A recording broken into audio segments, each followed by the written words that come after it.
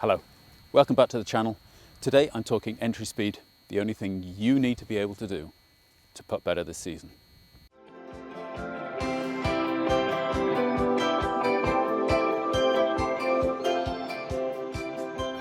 So, if you've never heard of entry speed, don't worry about it.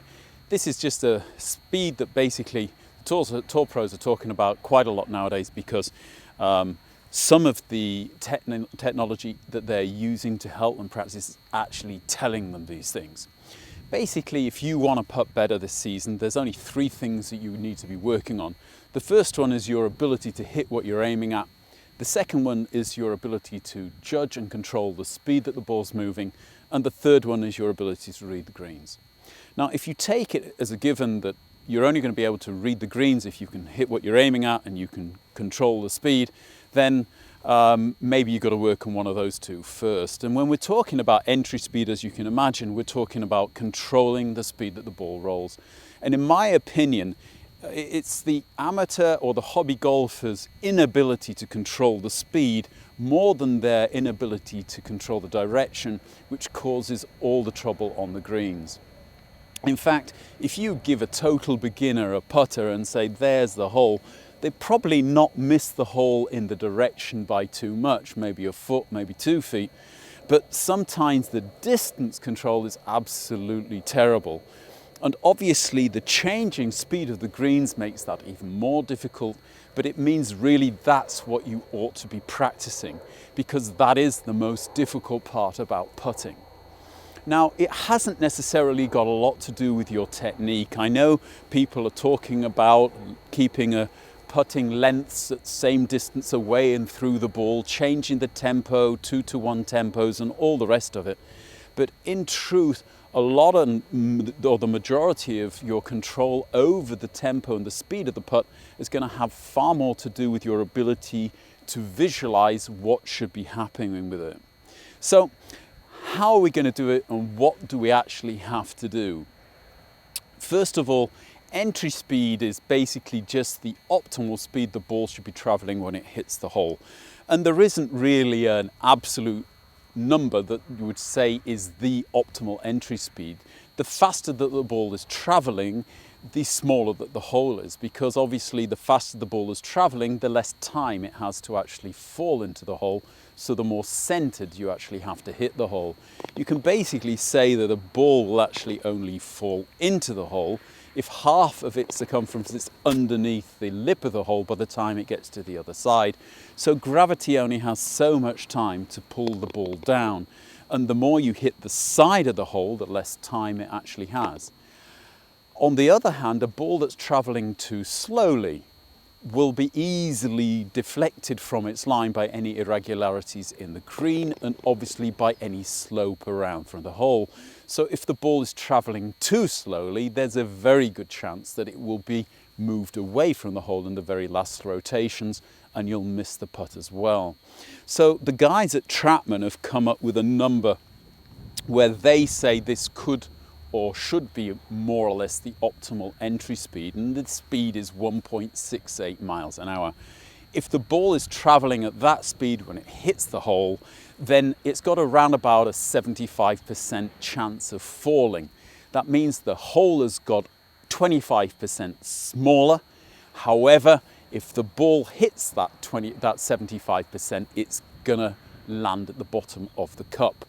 And that, they say, is the optimal speed that it should be traveling. I believe that really, if you can get it traveling anywhere between the kind of 0.1 miles an hour and 1.68, then the thing's going to fall into the hole as long as it hits the hole. And you want to try and get used to it just simply hitting the hole at the same speed every time.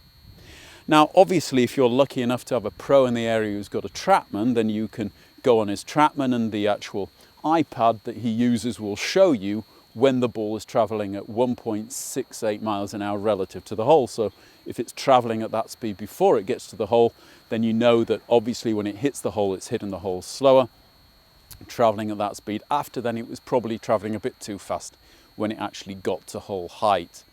For everybody else, the simplest thing to do is just stick a couple of tees behind the hole, because we know that on a an average green, the ball is going to roll about 1.5 feet past the hole if it had the optimal entry speed. And that's what I get my students to do when they're practicing distance control. Just stick a couple of tees 1.5 feet behind the hole and then try and get the ball, if it doesn't go into the hole, to stop somewhere between the hole and the tees. And the more consistent you are with that distance, the better chance you're going to have later to read the green, and of course the more chance you're giving the ball of actually falling. Consistency is the key though, so the more often that you can actually practice this, the better. How do you practice it? Well, I like to actually get my students first of all just simply rolling a ball underarm.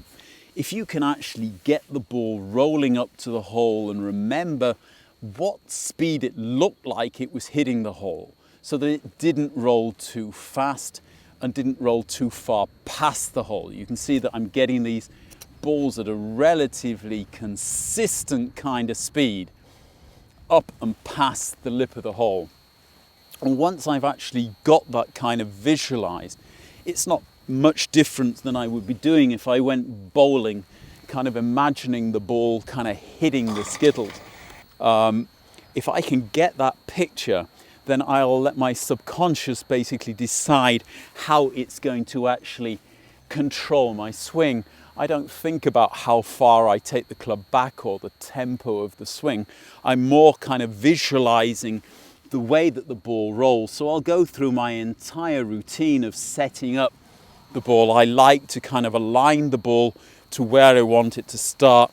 And I will take a couple of practice swings where I'm basically imagining the ball leaving the putter, rolling up and hitting the cup at a particular speed. And then I'll just do it.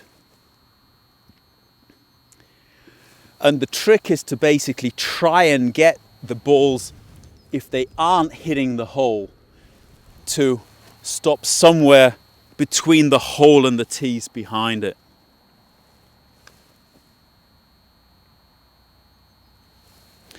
And I will judge the quality of my distance control by the distance between the three balls.